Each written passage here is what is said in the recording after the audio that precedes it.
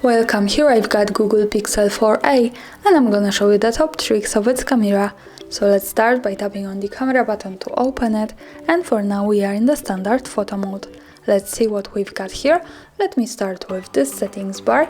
Here by going to the left or right we can change the modes of this camera. So we have the night sight, portrait, standard camera mode, video, and by going to the right to more we get access to panoramic, photosphere, slow motion, time-lapse and lens.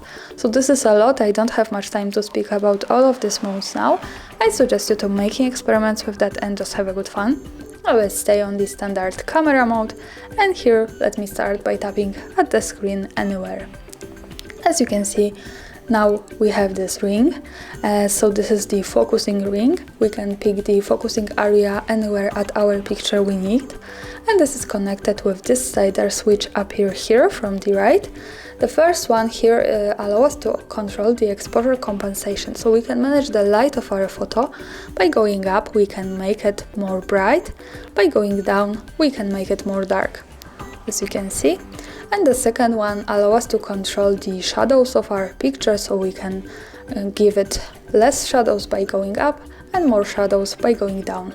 We can also tap here to lock the settings, and now it stays like that. And we can of course tap anywhere to go back to the auto settings with that. Now let's have a look at this slider which appears here. Here we can manage the zoom, so we can get closer to the subject and also go back. We can use zoom also by using two fingers like that, but I think that when we do it by tapping on this slider we can be more precisely. And now let's move to this button at the center. When we tap here we can get access to more options about the camera we can manage. Let's start with the first one, flash. Here we can turn it off, turn it on the auto, so the camera should recognize now when it's needed, when it's too dark. We can also turn it on every time we take a picture. Now let me keep this turned on. Let's move to the next one option, motion photo.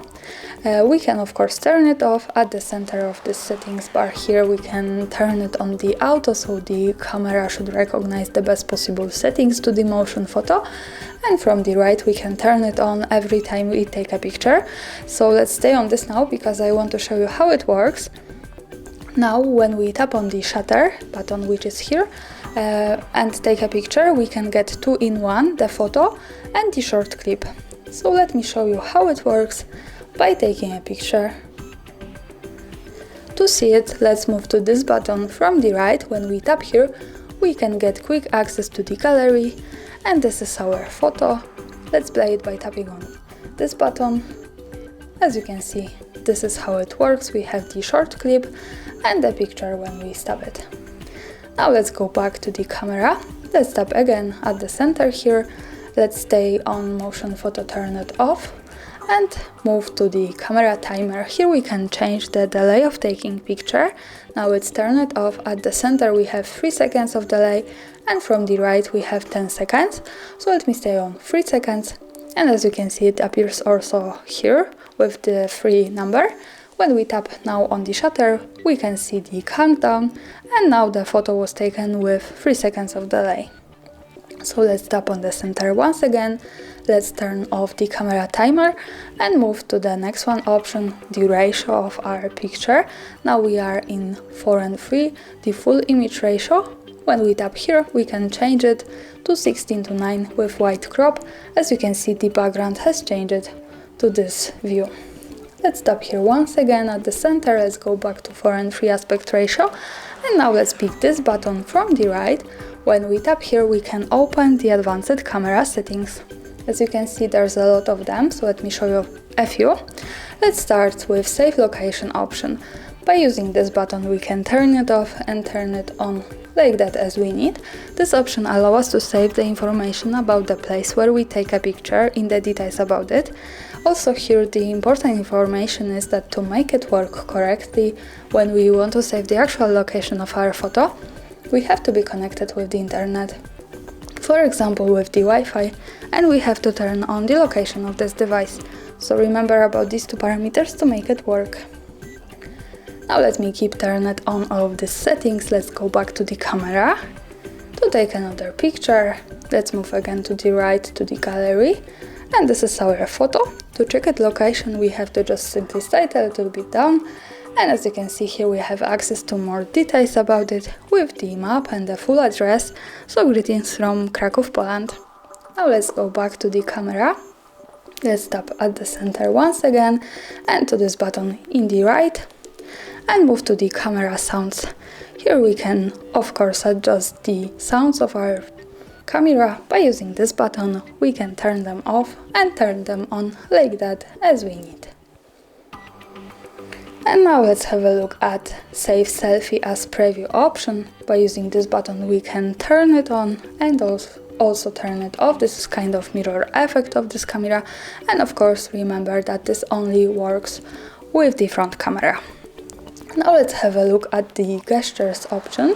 By tapping on this we can get access to two things, volume key action. So let's start with that. When we pick here this one, we can decide what our volume keys, which are here in this camera, do with the cooperation with the camera. Of course with the device, not with the camera, with the device. In standard usage, these buttons allow us to control the volume of all of the smartphone, and with the camera we can pick from shutter, zoom, volume, or we can turn them off. So let me pick shutter to show you how it works. Let's go back to the camera now, and when I tap on this, now I can easily take a picture. So this is one extra button now to take a photo. Now let's move again to the center, to the settings in the right. Let's move again to the gestures, and let's move to the double tap action. Here we can decide what we do when we double tap to the camera. We can pick zoom or switch camera or turn them off. Let me stay on the zoom. Let's go back, and now when we double tap we can get closer to the subject and also go back. So this is really cool thing also. Now let's go back to the settings. Let's slide down to the grid type. Here we can adjust some grid lines to our camera preview. We can pick from 3 and 3 grid lines, 4 and 4, and golden ratio. Let me pick 3 and 3 now. Let's go back to the camera to see them. And we have these lines. This is useful, for example, when we want to use the rule of thirds in photography. Let's tap again at the center to this button in the right. Let's pick the grid type and change it to 4 and 4. In the camera preview, 4 and 4 looks like that, so there's more of these lines. This is also useful when we want to make experiments with composition of our picture. When we tap on the center and to the right and pick once again grid type, we can also add the golden ratio. In the camera preview it looks like that. And also remember that all of these lines are not visible at the real picture. So when I take a photo, when I go again to the gallery to the right, we can't see them. So the grid lines are only to help us taking better photos. And of course we can tap on the center, then to the right, and pick the grid type to turn them off here. And now the grid lines have gone here in the camera preview. So let's go back to the settings. Let's slide a little bit down and let's pick the advanced settings. Here we have some intelligent camera settings. I want to show you one thing, RAW plus JPEG control. When we tap here we can turn on saving our picture in the RAW format and also the JPEG. So this is really pro option because the RAW format is used by professional photographers by taking pictures with more details and post-producing them in graphic programs. So this is really cool thing here, and when you need this you can turn it on and also turn it off here. Now let's go back here and let's move to the photo settings with the camera photo resolution.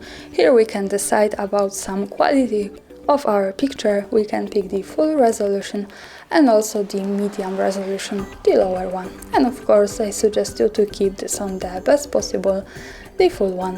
And that's all. Thanks for watching, subscribe our channel and leave the thumbs up.